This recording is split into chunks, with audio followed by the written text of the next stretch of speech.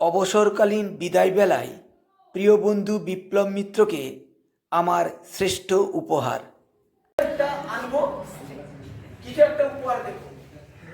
তো ভাবতে ভাবতে কেনা তো কিছু হয়নি। সত্যি কথা বলতে কি, সকাল থেকে রাত্রি 12টা অবধি আমি ভীষণ ব্যস্ত থাকি।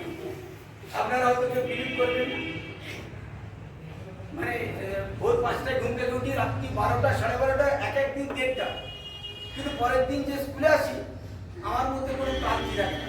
রাত্রি 10টার সময় কারো বাড়িতে গেলেও সে ভাবে, বা আজকেও আমাকে, আমি নাম বলছি না, একজন স্যার বললেন যে আপনি এখন এনার্জেটিক থাকেন কি করে। আমি জানি আমি কেমন কেমন করে থাকি। তো যাই হোক, একটা কিছু ওর জন্য আনতে হবে। কালকে আলমারি খুলে দেবে, মেরে তো ব্যাগ দেয়, তো ব্যাগটার আবার চেনে সঙ্গে সঙ্গে স্কুলে পাড়ায় একটা দোকানে সারিয়ে দিলাম। দেখুন চেনটা কি সুন্দরভাবে সারিয়ে দিয়েছে, কিন্তু এইটা দেখছি এখানে কি বাড়ি লেখা আছে। তো এটা তো ব্যাগটা তো আমার নয়, ব্যাগটা তো আমি বিপ্লবকে দেবো বলে ঠিক করেছি।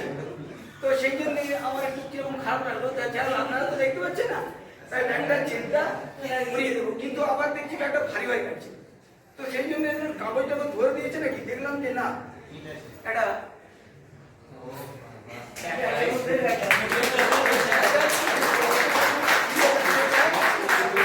আমার মিসেস তখন ব্যাগের মধ্যে ঢুকিয়ে দিয়েছে।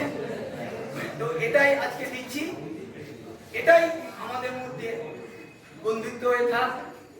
আর যে খুনসুটিটা বললাম, এই ধরনের খুনসুটি আমি আর বিপ্লব যে পড়ি স্টাফ রুমের মধ্যে, তার পরিচয় আপনাদেরকে নতুন করে আর দিতে হবে না, আপনারা সবাই জানেন। আজ এই বিদায় বেলায় আসলে এইভাবে পারবো না, এরপরে তো গুরুগম্ভীর কথাবার্তাই হবে, এইভাবে খুনসুটি করার তো সুযোগ পাবো না। তাই শেষ খুনসুটিটা করে নিলাম। বিপ্লব, কিছু মনে করিস না?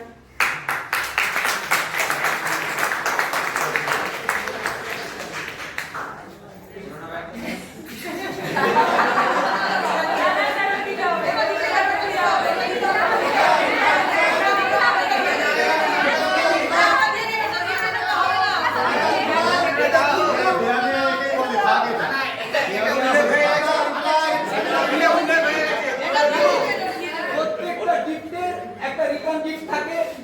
আমি এটা যখন দিতে গেলাম, ও আমাকে রিটার্ন আবার দিয়ে নিয়ে